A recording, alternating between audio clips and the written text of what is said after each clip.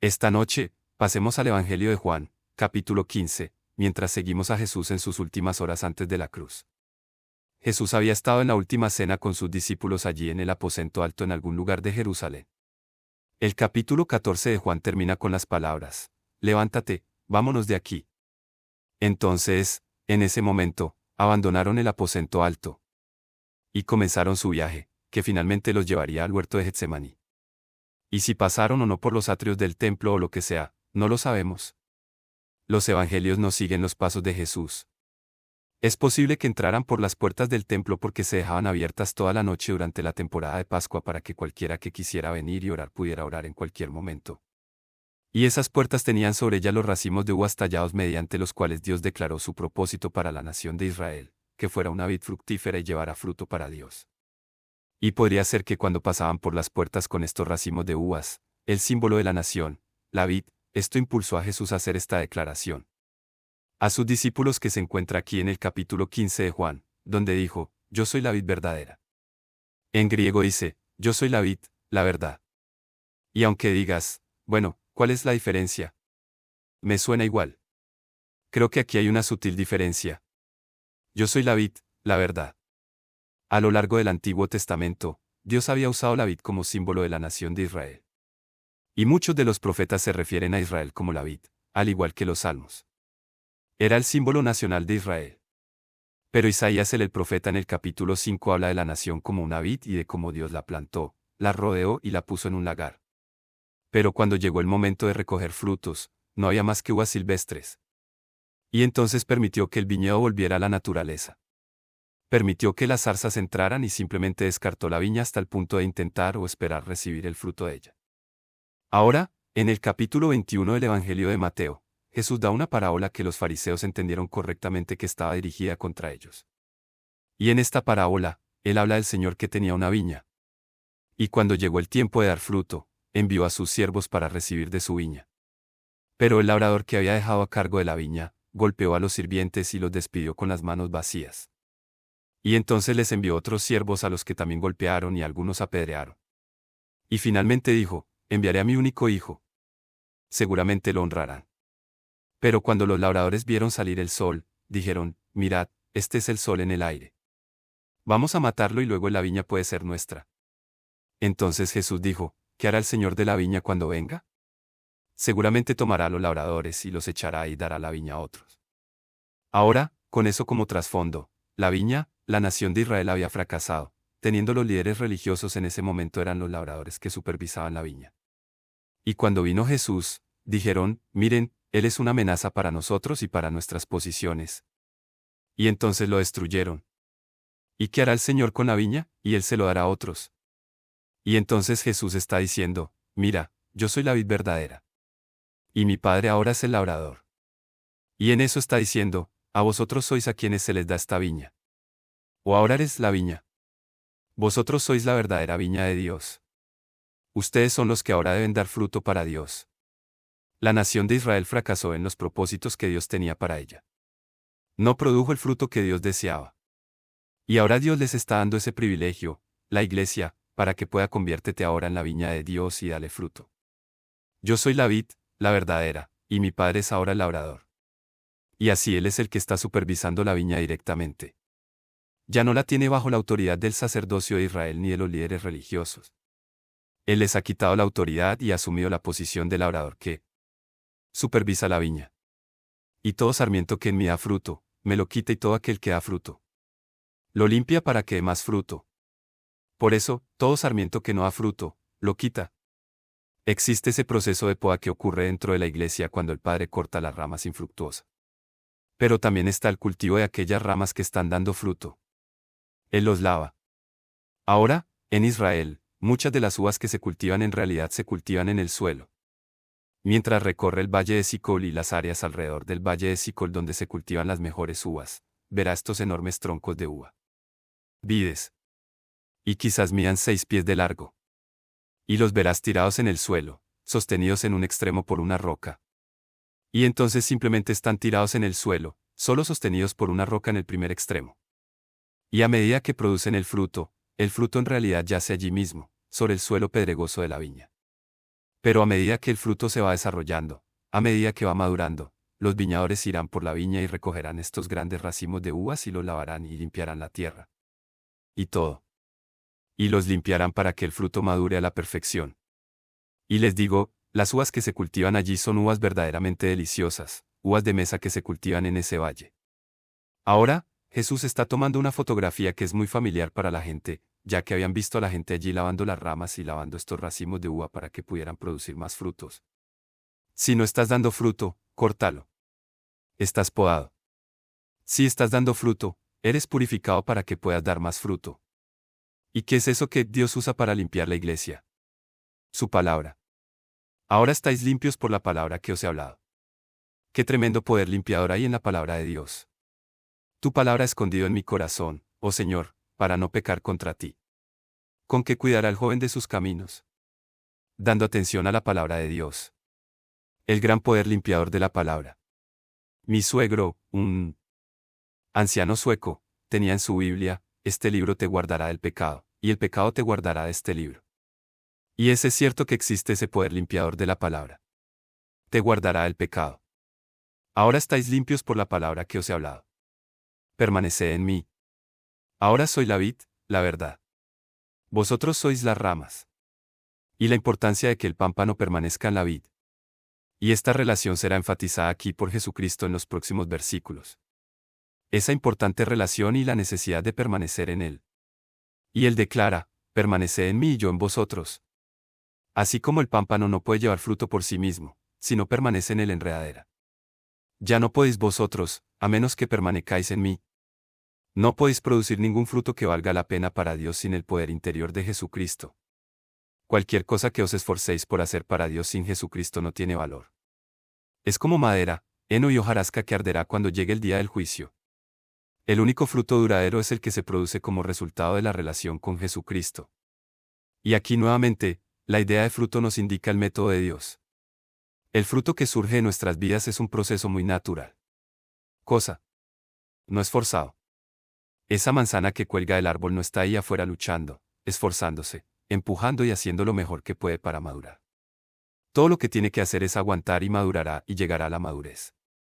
Y solo necesito aguantar para permanecer en Cristo.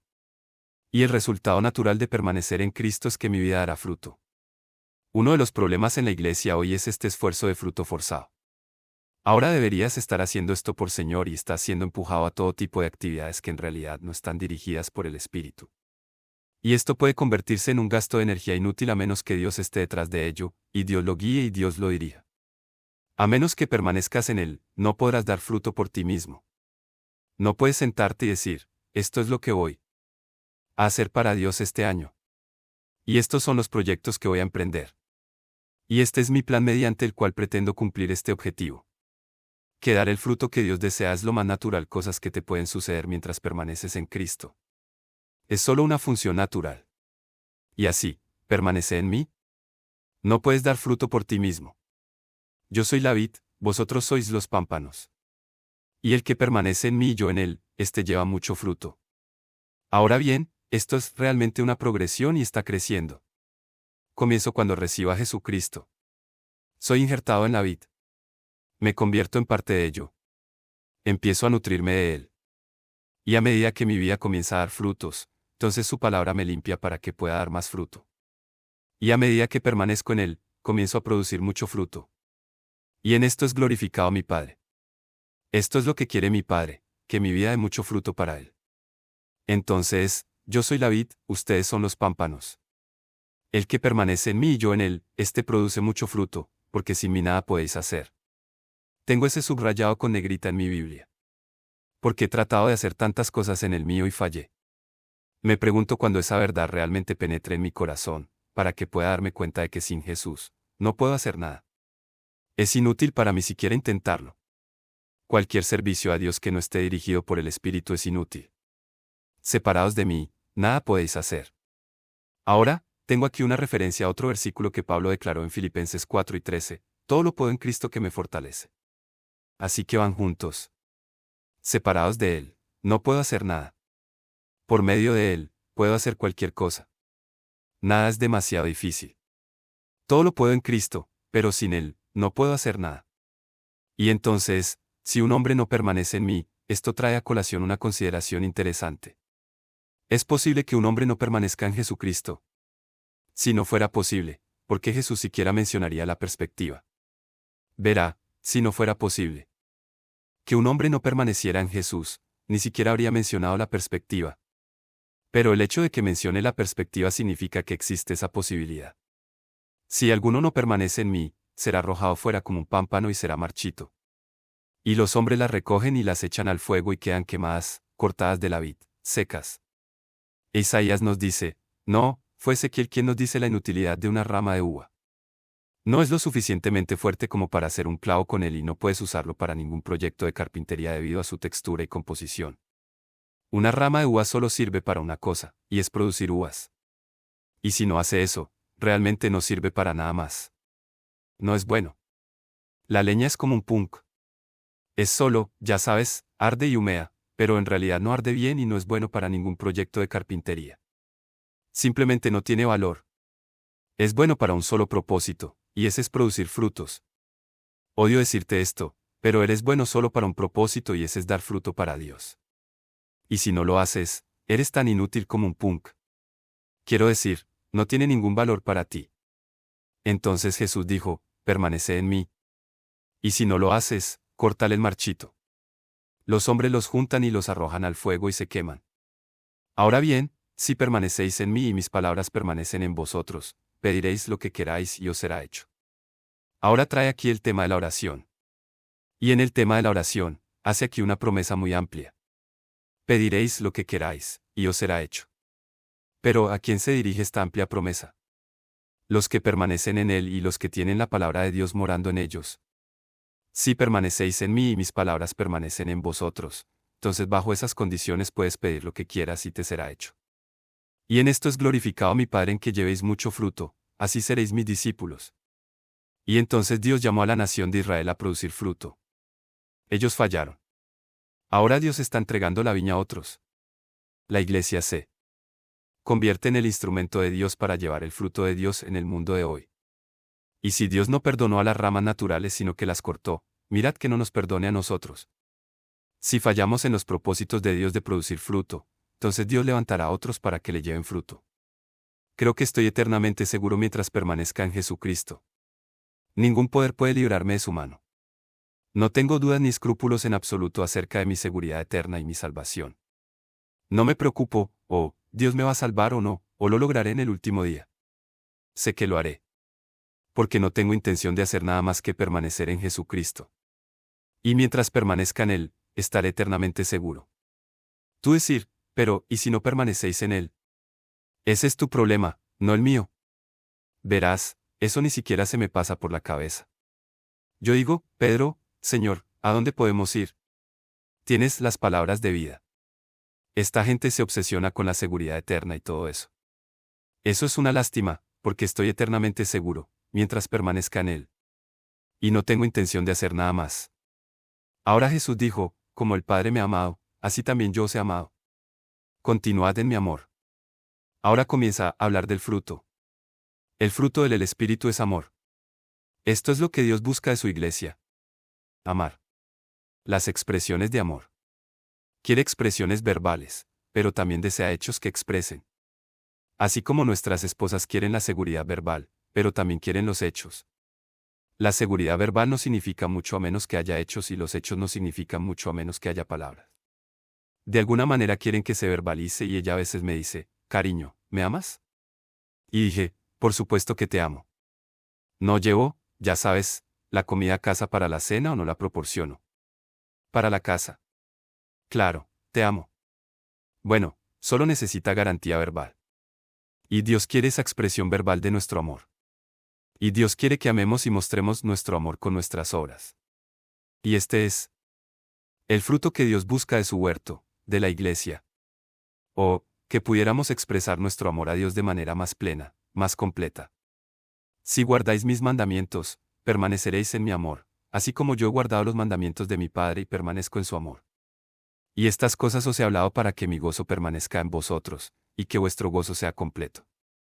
Esta es la primera vez que los evangelios mencionan algo sobre el gozo de Jesucristo. Estas cosas que os he hablado son mi alegría. Hay muchas personas que representan a Jesús como una persona muy triste y afligida y hacen notar que los evangelios registran muchas veces su llanto, pero nunca registran ningún lugar donde reía. No creo que el silencio sea evidencia ni prueba de nada. Personalmente estoy convencido de que Jesús se rió mucho. El fruto del Espíritu es el amor, y la característica del amor es alegría. Y durante muchos años, hubo esa especie de código no escrito en la iglesia que decía que cuanto más triste uno parecía, más santo era. Y entonces los ministros solían tratar de verse afligidos, tristes y sobrios, sin sonreír nunca porque eso sería una señal de entrar en la carne y la carnalidad, ¿sabe? Y por eso siempre fue incluso una voz sombría. Buenos días, hermanos. Estamos reunidos aquí hoy. Ya sabes, y tomó este tipo de sombrío, ya sabes, sentiste como si estuvieras bajo una nube oscura, saber, viniendo en la presencia de Dios. Pero en su presencia, dice la Biblia, hay plenitud de gozo. Y a su diestra, hay delicias para siempre. Jesús aquí habla de su gozo, pero es interesante que habla de su gozo justo antes de venir a la cruz. Y en Hebreos leemos, quien por el gozo puesto delante de él sufrió la cruz, menospreciando el oprobio. Pero luego habla de la plenitud de gozo que debían recibir sus discípulos. Para que mi gozo permanezca en vosotros, y que vuestra alegría puede ser plena. Hay una gran diferencia entre alegría y felicidad. El mundo de hoy está en una loca búsqueda de la felicidad, pero la felicidad es una experiencia de las emociones donde el gozo es una experiencia del espíritu. Como la felicidad está en el ámbito de las emociones, es una variable. Y una persona puede pasar de una gran felicidad a las lágrimas en un abrir y cerrar de ojos. ¿Alguna vez has notado lo parecidas que son nuestras emociones? Si nuestras emociones realmente funcionan y me emociono mucho y me río mucho. No es solo una pequeña inclinación y puedes llorar. ¿Sabes? He visto esto con los nietos. Se reirán y, ya sabes, todos gritarán a carcajadas y de repente se verán muy sobrios. El labio pequeño se saldrá y empezarán a acurrucarse y a llorar, ¿sabes? Y te preguntas bien qué pasó, ¿sabes? Parecen estar muy felices, riéndose y divirtiéndose mucho, y de repente se ponen a llorar. Pero eso se debe a que está en el ámbito de las emociones, y nuestras emociones son variables y, ya sabes, pueden cambiar muy rápidamente. Por eso el Señor no promete felicidad. Puede que no dure. Él promete alegría. Porque eso es una experiencia del espíritu más profunda que el nivel de las emociones. Es una alegría duradera. No es la variable. Y aunque las circunstancias externas de mi vida pueden cambiar drásticamente porque esa alegría no varía con mis circunstancias externas. Es una constante. Verás, podrías venir a mí y decirme, oh, Chuck, estoy realmente desesperado. Necesito $10,000 de inmediato para pagar estas facturas porque sabes que me van a ejecutar una hipoteca y podría sentarme y extenderte un cheque por $10,000 y entregártelo y decir aquí y te vas. Me fui tan feliz diciendo, oh, genial, todas las risas durante todo el camino al banco hasta que intentaste cobrar el cheque. Y luego te entristecerías mucho cuando te dijeran que no tienes suficiente dinero en su cuenta para cubrir eso. Y así ves cómo tu felicidad puede convertirse en tristeza con tanta prisa debido al cambio de las circunstancias externas, pero no la alegría. Y el Señor quiere que vuestro gozo sea pleno. Y 2 veces aquí, en este discurso final con sus discípulos, habla de esta plenitud de gozo. Y en este caso, la plenitud de la alegría está relacionada con tu vida de oración. O, la alegría de poder pasar tiempo en oración con el Padre. Y ver a Dios obrando en respuesta a la oración. Qué gozo pleno nos produce ver las respuestas de Dios a la oración. Y así relacionado aquí con nuestra vida de oración, para que vuestro gozo sea pleno. Este es mi mandamiento. Ahora Jesús había dicho, si guardáis mis mandamientos, permaneceréis en mi amor. ¿Cuál es su mandamiento? Que os améis como Él dijo, yo os he amado. Solo un mandamiento, pero no es sencillo. Solo un mandamiento que te amo como Él me amó. Ahora bien, este amor, como dije, es el fruto que Dios busca. Y Jesús dijo, separados de mí, nada podéis hacer. Y para ti tratar de fabricar este fruto, este amor, es imposible y simplemente no puedes hacerlo. Es el resultado de esa relación con Él. Mientras permanezco en Él, su palabra permanece en mí, mientras soy lavado y limpiado por la palabra. Entonces mi vida comienza a producir mucho fruto y el amor de Dios comienza a derramar a través de mi vida para tocar las vidas de quienes me rodean. Pero no es algo que pueda hacer con mi propia lucha o esfuerzo. Es algo que es el resultado natural de simplemente permanecer en Jesús. su amor comienza a fluir de mi vida hacia los demás. Y esa es realmente la señal y la evidencia de que Cristo realmente habita en mí, que realmente soy uno de sus discípulos, que tenemos este amor. Así que este es mi mandamiento, que os améis uno a otro como yo os he amado, y luego declaró: para mayor amor a ningún hombre que este. Entonces el hombre dará su vida por sus amigos. Ese es el tipo de amor que tengo por ti. Voy a dar mi vida por ti para demostrarte mi amor. Y esta es la manera en que quiero que os améis unos a otros, con un amor abnegado y generoso, en el que daréis vuestra vida el uno por el otro. Sois mis amigos si hacéislo. ¿Qué os mando? El mandamiento es que nos amemos unos a otros. Desde ahora no os llamaré esclavos, porque el esclavo no sabe lo que es su señor está haciendo. Pero os he llamado amigos, porque todo lo que he oído de mi Padre os lo he hecho saber. Es interesante, aunque Jesús declaró que esta nueva relación ya no era de esclavos sino de amigos, que cada uno de los escritores del Nuevo Testamento tomó la frase esclavo para describir su relación con él. Pablo, un esclavo de Jesucristo por la voluntad de Dios; un esclavo; Pedro, un esclavo; un esclavo. Los llamo amigos, pero había esa conciencia y conciencia de que la verdad, la vida solo se descubre cuando la entrego totalmente a Él, para servirle. Ahora Jesús declara: no me habéis elegido vosotros, sino que yo os he elegido a vosotros. Eso para mí es algo muy emocionante. Que Dios me haya elegido. ¿Cuándo me eligió Dios? En Efesios leemos: fuimos elegidos en Él antes de las fundaciones del mundo. Ahora es interesante que en gran parte de nuestra evangelización, estemos enfatizando que una persona elige a Jesucristo cuando en realidad, Jesús dijo: no me habéis elegido a mí, yo os he elegido. Lista. Las bendiciones espirituales que Él tiene en Efesios capítulo 1, gracias a Dios, Padre de nuestro Señor Jesucristo, que nos ha bendecido con toda bendición espiritual en Cristo en los lugares celestiales. Cuando comienza a hacer una lista de las bendiciones espirituales por las cuales agradece a Dios, que pone al principio de la lista el hecho de que Dios lo eligió. En realidad, eso debería estar en la parte superior de nuestra lista, porque si Dios no nos eligiera, ninguno de los demás beneficios estaría allí. Pero debido a que Dios nos ha elegido, entonces todos el resto de los beneficios siguen por haber sido elegido de Dios. ¿Te molesta que Dios elija personas? Seguramente si has sido elegido no es así. Estoy bendecido porque Dios me eligió. Ahora mi mente inmediatamente comienza a tomar esta verdad y correr con ella. Decir: espera un minuto, si Dios ha elegido a algunos, entonces eso es injusto para los demás. Y si fuera así, Dios sería justo. ¿Cómo puede Dios ser justo cuando es elegido? Los que van a ser salvos. En el libro de los Hechos leímos: y creyeron todos los que estaban ordenados a vida eterna. Jesús dije: os he escogido y os he ordenado que seáis mis discípulos. Y así, en el libro de los Hechos, creyeron todos los que Él ordenó para vida eterna. ¿Sabes? Eso seguramente quita la presión, ¿no? Es la obra de Dios. La salvación es del Señor. Excepto que el Padre dibuje a un hombre. No puede venir a Jesucristo. Dios nos escogió en Cristo desde antes de la fundación del mundo, para que seamos santos e irreprensibles delante de Él en amor, dando el fruto que Él desea. Ahora bien, ¿sobre qué base hizo Dios el suyo elección? Verás, no encontrar fallas en Dios todavía. No juzgues a Dios demasiado rápido. Dios hizo su elección basándose en el hecho de que lo sabe todo. Sobre la base de su omnisciencia y su presciencia. Ahora bien, como Dios tiene todo el conocimiento, omnisciente, me es imposible pensar como Dios piensa. ¿Cómo llegas a un problema cuando lo sabes todo desde el principio? Ya sabes cómo va a resultar todo. Ya sabes cuál es el resultado final. Ni siquiera puedo pensar en cómo sería poder pensar de esa manera. Seguramente si pudiera pensar de esa manera, tomaría decisiones diferentes a las que tomo habitualmente. Nunca estropearía las cosas. Si lo supiera todo, siempre podría tomar la decisión correcta. Y tomaría mis decisiones basándome en lo que sabía, aunque sería tonto no hacerlo. Entonces Dios, conociendo a quienes responderían a su amor y gracia, los escogió basándose en su conocimiento previo de que estarían en Cristo. Así que estoy agradecido de que Dios me haya elegido. Spurgeon hizo una declaración interesante sobre esto. Él dijo: es bueno que Dios me haya elegido antes de que naciera, porque nunca me habría elegido después. Eso estoy seguro que lo dijo.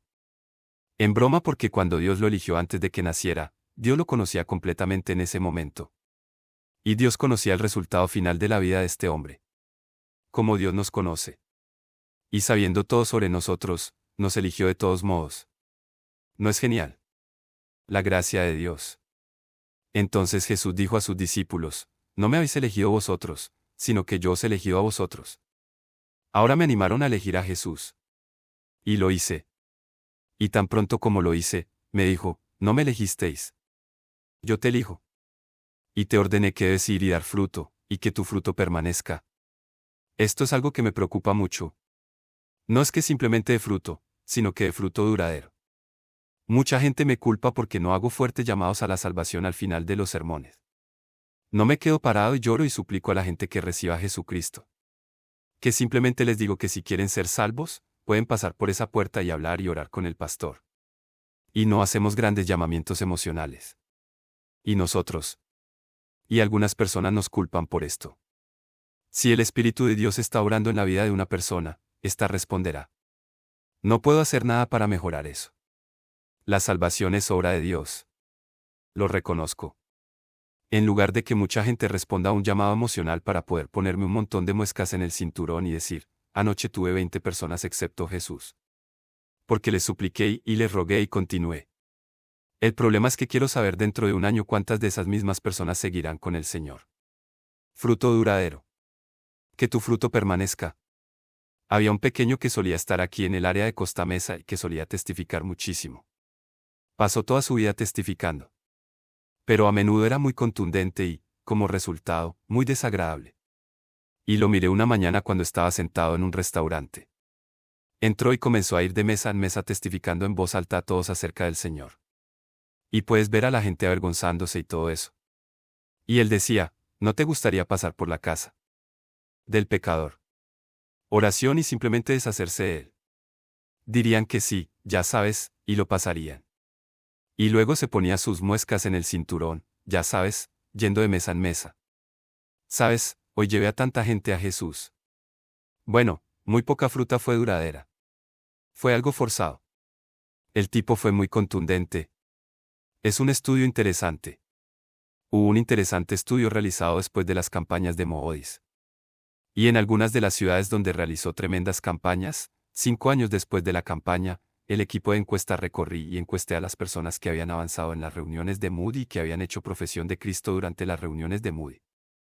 Y se descubrió que el 85% de las personas que habían avanzado en las reuniones de Moody 5 años después no continuaban en su caminar cristiano.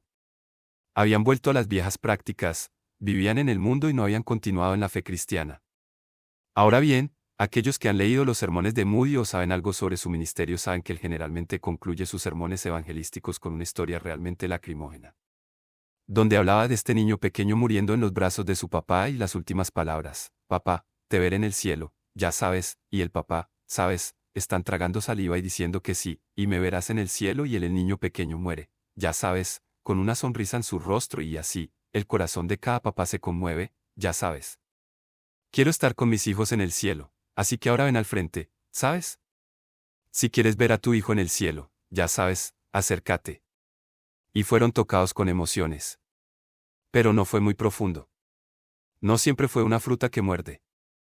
En contraste con eso, el Dr. Finney tuvo un ministerio muy poderoso a través de la palabra de Dios. Fue abogado antes de convertirse en ministro.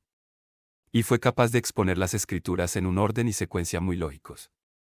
Y esa gente y miles de personas se presentaron en los servicios de Finney y en los avivamientos de Finney.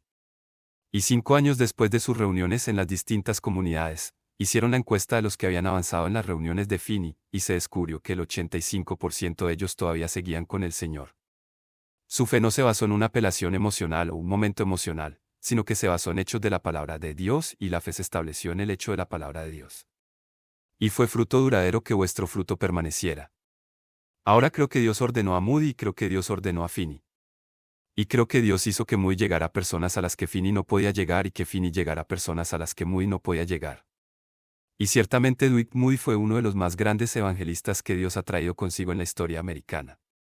Pero Dios usa diferentes métodos para llegar a diferentes personas y diferentes instrumentos para llegar a diferentes personas.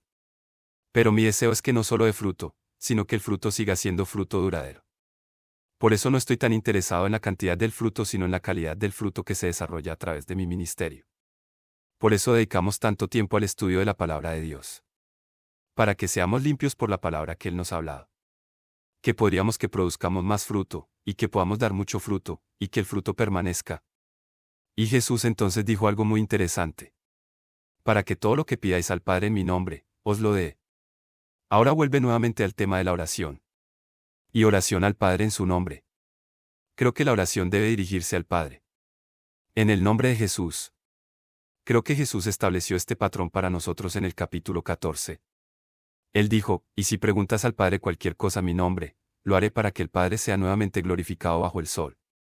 Él dijo, ahora he ordenado que todo lo que pidáis al Padre en mi nombre, Él os lo dará, no lo hará. Y ahí está el gran tema de este versículo y lo que usted quiere tomar nota. Él no dice que el Padre os lo dará, sino que el Padre os lo puede dar, indicando que el Padre desea daroslo todo el tiempo. Y la oración abre la puerta para que el Padre pueda hacer para ti lo que Él quiere hacer todo el tiempo. Mucha gente piensa que la oración es un tiempo de información en el que voy a informar a Dios de todas mis dificultades que Él no conoce. Y luego le presentaré mis soluciones que quiero que Él resuelva por mí. Debido a que he lidiado con estos problemas durante tanto tiempo, ya tengo todo resuelto como puede suceder, y por eso empiezo a orar para que el Señor comience a trabajar aquí y a trabajar allá y arregle esto y junte esto. Y estoy dirigiendo a Dios sobre cómo resolver mis problemas. Ahora, muchas veces, mientras oro, no le estoy ofreciendo a Dios oraciones directas. No estoy orando directamente por la necesidad. Pero debido a que he descubierto la manera en que Dios puede responder a esta necesidad, estoy haciendo oraciones de dirección mientras le dirijo a Dios cómo responder a mi problema porque lo tengo todo resuelto. Esta es la mejor manera. Ahora, muchas veces me frustro con Dios porque no sigue mis instrucciones. No siempre lo hace a mi manera. Y luego se van, Dios no escucha. Yo cuando oro, ya sabes, porque le pedí a Dios que lo resolviera así, y le he mostrado la forma en que debería. Ya sabes, todo salió muy bien. Solo tengo que hacer esto y luego podría resolverlo todo. Entonces le he dado instrucciones y Él no las sigue. Y a veces me enfado con Dios porque no sigue mis indicaciones. Y luego, una mañana, me despierto y descubro que ya lo ha hecho. Lo hizo de una manera mucho más sabia de lo que yo no había pensado. Eso. Muy inteligente. Wow. Está bien, Señor. Y Él realmente respondió a la verdadera oración. Simplemente no siguió mis instrucciones. Por eso creo que es importante que cuando oremos lleguemos al meollo del asunto. En lugar de tratar de dirigir a Dios sobre cómo resolver las cosas, simplemente exponga todo el asunto ante Él y dígale, Señor, sé que eres mucho más sabio que yo. Simplemente hazlo como mejor te parezca, Señor. Y estoy abriendo la puerta para que Dios pueda hacer por mí las cosas que desea hacer. Y la oración es consentir a Dios y a la voluntad de Dios para que Él haga aquellas cosas que está queriendo hacer. Estoy en total desacuerdo con aquellas personas que dicen que hay que darle instrucciones detalladas a Dios, o que Él no sabe cómo responder a nuestra oración. Un ministro escribió en un libro que estaba orando para que Dios le diera una bicicleta. Y oró durante mucho tiempo por esta bicicleta, y Dios no le dio una bicicleta. Y finalmente un día dijo, Señor, he estado orando tanto tiempo por bicicleta. ¿Por qué no me has dado la bicicleta? Y el Señor dijo, no me dijiste qué tipo querías. Ya sabes, hay bicicletas de 10 velocidades. Hay, ya sabes, cruceros y todo tipo de bicicletas. Y no lo hiciste. Pobre Dios, no sabía qué tipo de bicicleta necesitaba el tipo. Y entonces tuvo que esperar a que el tipo le dijera, quiero un swing de 10 velocidades verde con franjas plateadas. No aceptó eso. Jesús dijo, vuestro Padre sabe lo que necesitáis antes de que se lo pedís. Y todo lo correcto que tengo alguna vez había orado, Dios había decidido dármela antes de que yo la pidiera. Mi petición solo abrió la puerta para que Dios pudiera hacer lo que Él quería hacer todo el tiempo. Para que vuestro Padre pueda, y no lo haga, vuestro Padre os lo dé. Tu Padre quiere bendecirte. Vuestro Padre quiere responder a vuestras oraciones. Tu Padre quiere hacer cosas maravillosas por ti. Pero Él te ha dado esa capacidad de elección y no violará tu elección ni actuará en contra de tu voluntad. La oración es consentimiento para Dios. Hacer lo que Él quiere hacer para que Dios me dé aquellas cosas que Él desea. Ahora Jesús nuevamente enfatiza la importancia del amor. Estas cosas os mando, que os améis unos a los otros. Leemos mucho sobre guardar sus mandamientos. Nos da confianza en la oración. Porque sabemos que recibiremos todo lo que le pidamos si guardamos sus mandamientos. ¿Cuál es su mandamiento? Que nos amamos unos a otros. Ese es el fruto que Dios busca de su viña, ese amor que fluye en y a través de nuestras vidas, de él hacia los demás, que Dios simplemente uniría nuestros corazones esta noche en el glorioso amor de Jesucristo, para que tuviéramos ese tipo de amor abnegado, comprensivo y perdonador unos por otros. Que Dios borre toda la amargura, animosidad, resentimiento o cualquier cosa que podamos sentir hacia nuestros hermanos en el Señor. Y que esta noche seamos obedientes al mandamiento de Jesucristo y nos amemos verdaderamente a otros como Él nos amó. Dios, ayúdanos. Oh, que el fruto del Espíritu de Dios realmente brote en nuestras vidas mientras permanecemos en Jesús y Él permanece en nosotros. Ahora Jesús les habla de los problemas que van a vivir en un mundo que les es ajeno. Él vino al mundo, y el mundo fue hecho por Él, y el mundo no le conoció. A lo suyo vino y los suyos no lo recibieron. Era un extraterrestre en el planeta Tierra. Nunca se estableció como ciudadano de la comunidad mundial, sino que era un extranjero. Y Jesús dijo, si el mundo os odia, sabéis que a mí me ha odiado antes que a vosotros. No te sorprendas de la reacción de la persona mundana. Si te odian por tu amor a Jesucristo, por tu relación con Él, debes saber que lo odiaron antes que a ti. Ahora bien, si fuerais del mundo, dijo Jesús, el mundo os amaría. Pero como no sois del mundo, sino que yo os elegí del mundo, por eso el mundo os odia. Se nos dice, no améis al mundo, ni las cosas que están en el mundo, porque el que tiene el amor del mundo en su corazón, no tiene el amor del mundo. Padre. Y entonces se nos dice que no amemos al mundo, pero aquí también se nos dice que el mundo no nos amará. Si fueras del mundo, si fueras parte de su sistema, entonces te amarían porque aman a los suyos. Pero no eres del mundo. Eso es bastante pesado y debería ser que cada uno de nosotros examinemos la actitud que el mundo tiene hacia mí. ¿Me saludan como a un gran tipo? ¿Me dan palmaditas en la espalda y dicen que estoy haciendo un buen trabajo? Si lo hacen, mejor me meto en mi armario y me arrepiento y le pido a Dios que me perdone. Porque si fueras del mundo, entonces el mundo te amaría. Pero como no sois del mundo, os odia. Acordaos de la palabra que os dije, el siervo no es mayor que su señor. Si a mí me han perseguido, también a vosotros os perseguirán. Si han guardado mi palabra, guardarán también la vuestra. No eres más grande que el Señor. Si lo odiaron, te odiarán a ti. Si lo persiguieron a él, te van a perseguir a ti. Pero todas estas cosas os harán por amor de mi nombre, porque no conocen al que me envió. Jesús dijo, bienaventurados seréis cuando os insulten y persigan, y digan toda clase de mal contra vosotros falsamente por causa de mí. Gozaos y alegraos mucho porque vuestra recompensa en el cielo será grande, porque así persiguieron a los profetas que fueron antes de vosotros. Ahora bien, si sois perseguidos por el mundo o ridiculizados por el mundo, aseguraos de que esa persecución viene por causa de Cristo, no porque eres simplemente una persona desagradable. La persona más desagradable que he conocido estaba en la universidad al mismo tiempo que yo. Y ella era un personaje y eso es un elogio. Ella era una mujer muy habladora.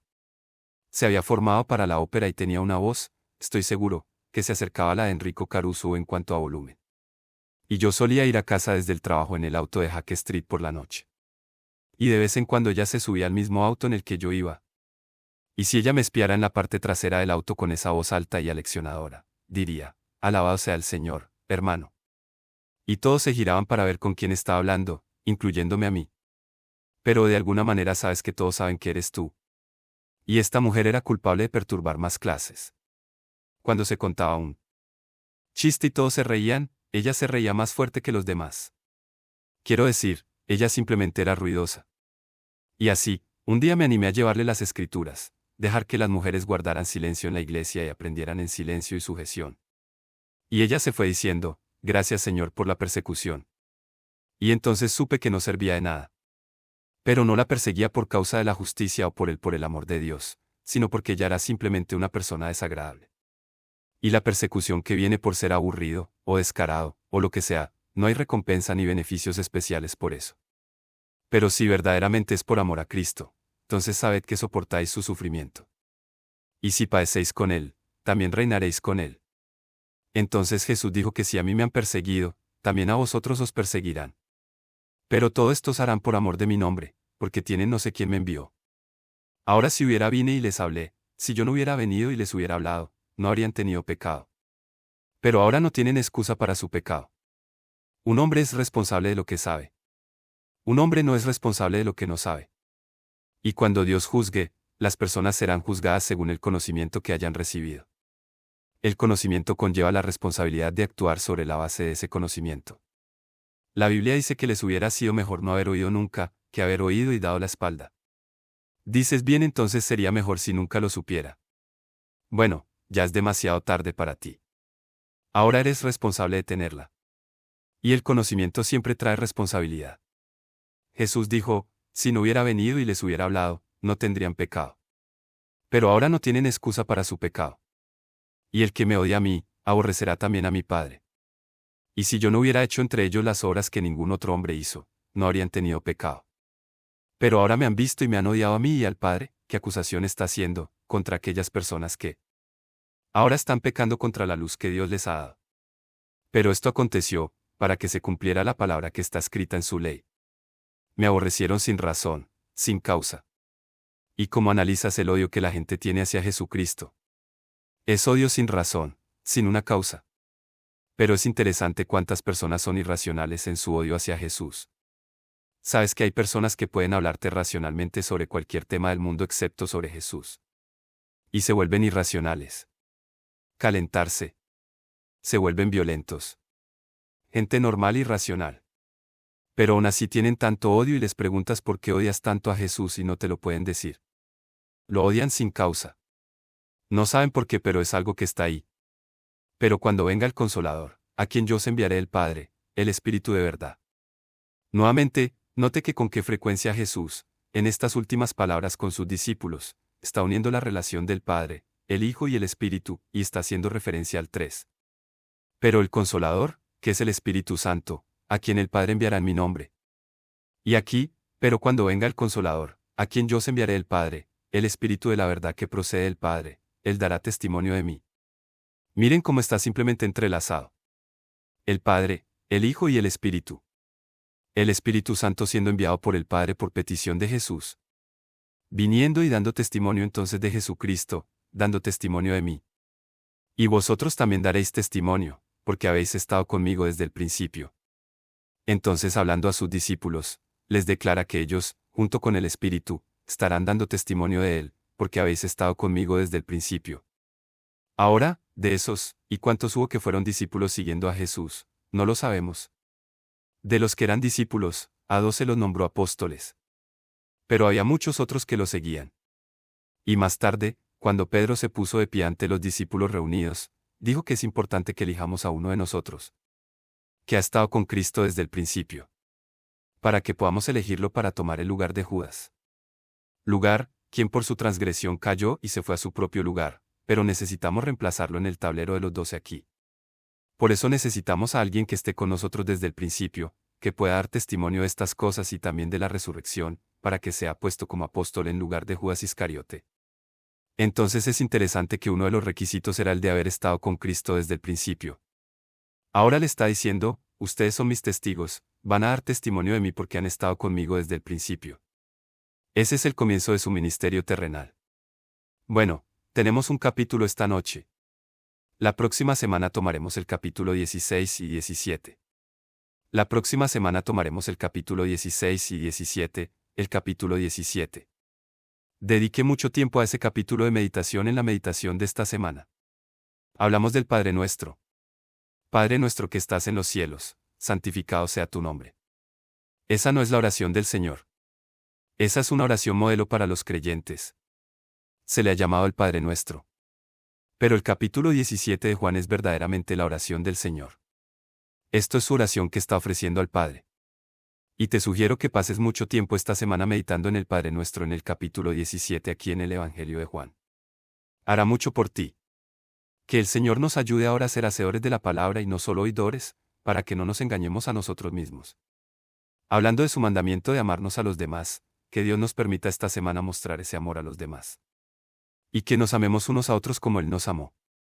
Tanto que se entregó por a nosotros. Que verdaderamente permanezcamos en Jesucristo. Que pasemos más tiempo en la palabra, menos tiempo con la televisión y otras distracciones carnales y más tiempo con Él. Aprendizaje de Él. Recibir de Él. Creciendo en Él.